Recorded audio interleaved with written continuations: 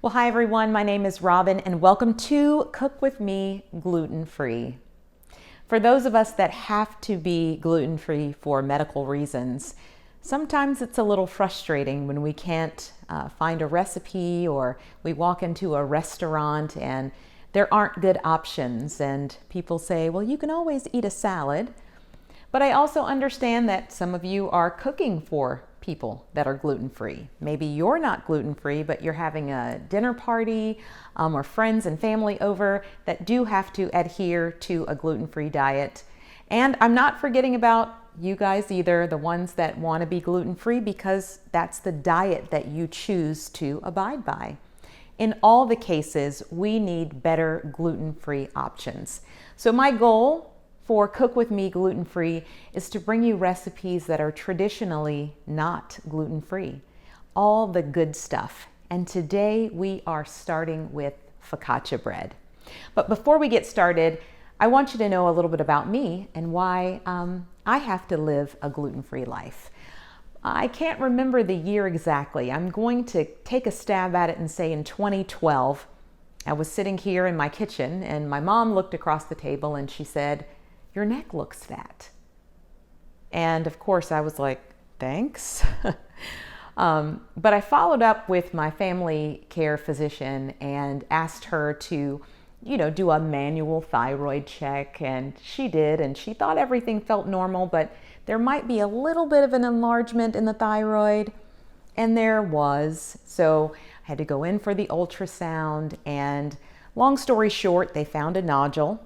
And I chose to have the left side of my thyroid removed. And at that time, I was diagnosed with Hashimotos thyroiditis, which is an autoimmune disease. And Hashimoto's looks at gluten much like thyroid tissue. And as we know, or some of you may not know, when you do have an autoimmune disease, your body attacks itself. And with Hashimoto's, your body attacks the thyroid gland. And when you eat gluten, it wants to attack gluten. Therefore, you have this awful inflammatory process. So that's why I adhere to a gluten-free diet, so that I can feel good and I can feel healthy. And I've learned a lot since 2012. As far as cooking and recipes and all the good things that come with being gluten-free. And I no longer look at having to be gluten-free as a bad thing. I think it's a great thing. And I hope that you'll join me each week as I come and bring new great recipes for you, your friends, your family, or any other loved ones. So let's get started. Today we are making focaccia bread. It's a super easy recipe with very few ingredients and not too time consuming either. So let's start cooking. Now this is a super simple recipe that everyone's going to love. And let's take a quick peek at our ingredients. Now here we've got 3 cups of gluten-free all-purpose flour. It's important that we're using a gluten-free flour blend that doesn't have xanthan gum. That's very important for this recipe. We've got 1.5 cups of warm water. We've got 1 teaspoon of baking powder.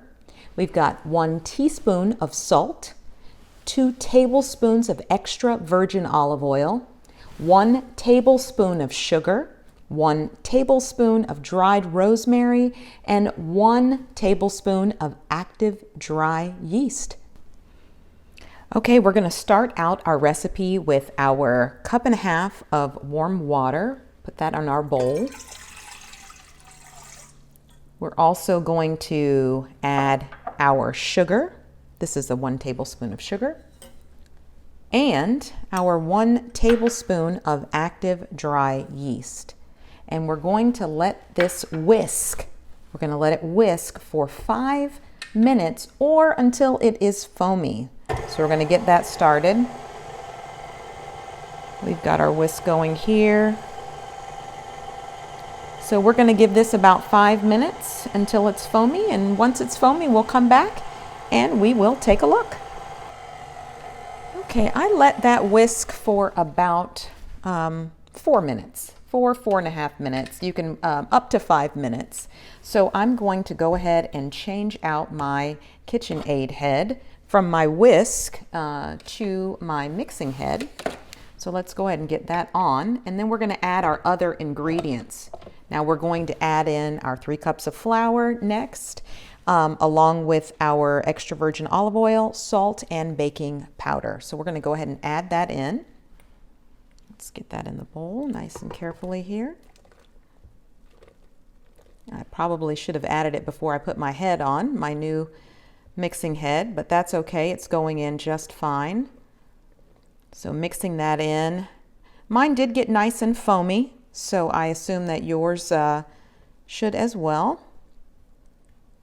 All right, we got all of our flour in here. Let's make sure we get it all. There we go. And next we've got our salt,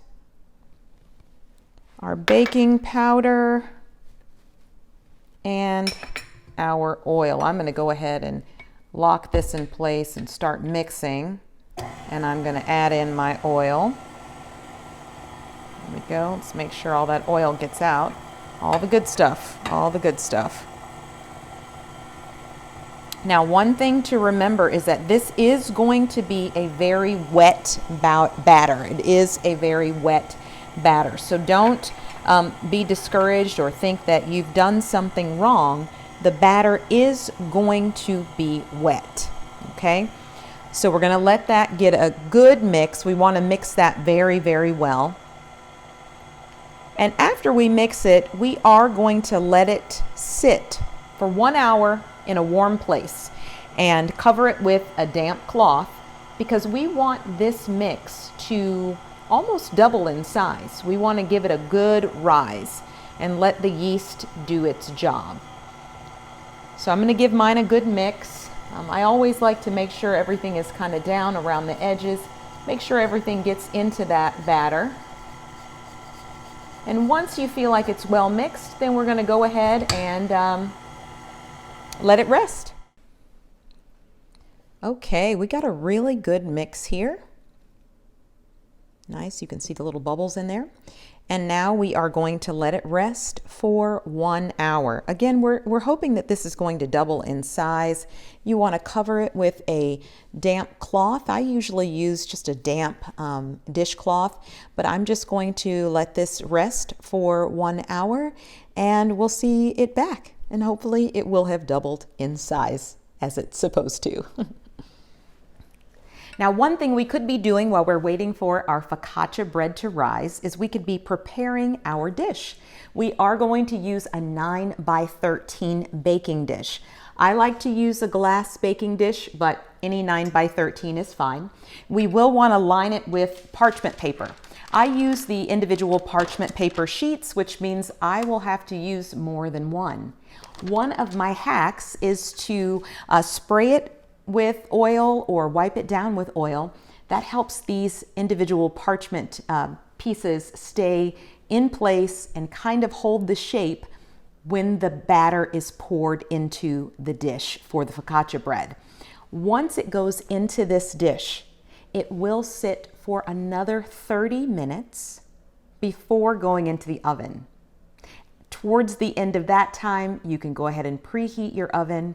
And today we are going to be preheating to 450 degrees. All right, almost time for that focaccia bread batter to go into the pan. Okay, our 1 hour has passed and I am pretty excited to take a look at our batter. Let's see if we have in fact doubled in size. Oh my goodness. Take a look at that. Wow, that's amazing. We're going to go ahead and pour that right into our pan.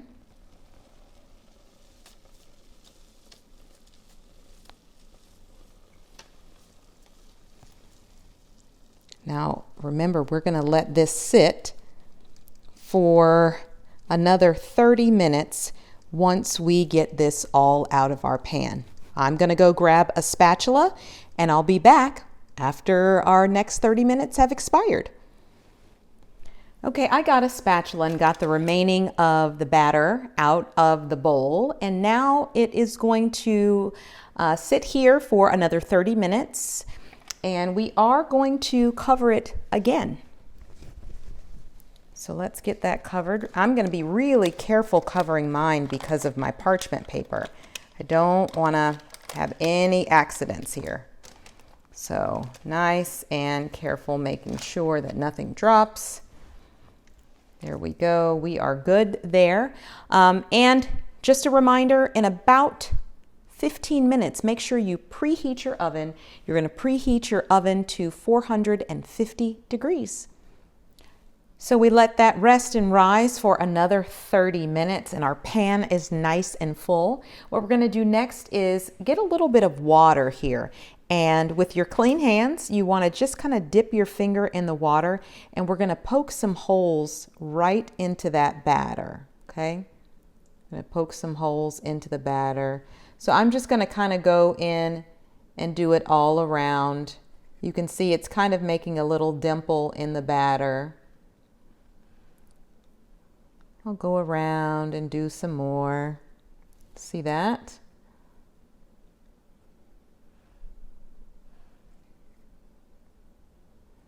So we know focaccia bread always has those cute little dimples in it. We want to make those cute little dimples. All right, I think I did a good job there. So we're going to get rid of that water. I'm going to wipe off my finger. And we're going to take some olive oil and we're just going to drizzle it right on top. Now I'm using a Tuscan olive oil that has a little bit of rosemary already infused in it. So I'm going to give this a nice drizzle right across the top. I like my olive oil, but this is all a matter of taste and what you personally like. And then we're going to take our tablespoon of dried rosemary. We talked about this at the beginning. Just going to sprinkle this right on top of that focaccia bread. Now, this is all an option, however much you feel like you want. Some people love rosemary. You might want to use 2 tablespoons. I like rosemary a lot, so I may use close to the full tablespoon or maybe just a little bit less. I just like to cover the top of it. Just a nice covering like this. And once we put this in the oven, we are leaving this in for 17 minutes. So my oven is preheated already to 450 degrees. And I'm going to place this in the oven for 17 minutes. And that's just enough rosemary for me. So in the oven, this is going to go, again, folks, 17 minutes. We'll see you back after it's ready to taste. Take a look at this. I have let this cool about 5 to 10 minutes. That's what you want to let it cool for, about 5 to 10 minutes. At that time, you can add a little bit of coarse salt. I like pink Himalayan sea salt, so I'm going to add some. I'm only going to add it to half because I love it, but not everyone in my house does. So I'm just going to put some coarse ground salt on there for taste, and then we're going to give it a cut. Let's see what we're working with. You can see it's just absolutely gorgeous. And that's the thing about gluten-free breads sometimes. You know, we don't get the texture that we want, but here we're getting a whole lot of texture. I mean, take a look at that. Look how nice that is. All right, I'm gonna put this on a plate and I'm gonna give it a taste. All right, this is my favorite time of every cooking video, the taste. I got a little salt. Now I have it all. I've got the olive oil, the rosemary, and the sea salt. Oh my goodness. So delicious, so soft. I mean, all the flavors and the texture. And again, folks, it's the texture. If you're not familiar with some gluten-free products, the texture is just off. It's not like a normal texture, but this is giving you all the texture, all the flavor. I think that The next time I make it, I probably will add maybe a little garlic, a little onion, just for some extra flavors. But this is absolutely, absolutely delicious. All right, folks, I will be back next week. Please be sure to like and subscribe. Leave some comments. Let me know, what do you want me to make? I'll make something that you like. Thanks for tuning in. And remember, come back to cook with me gluten-free.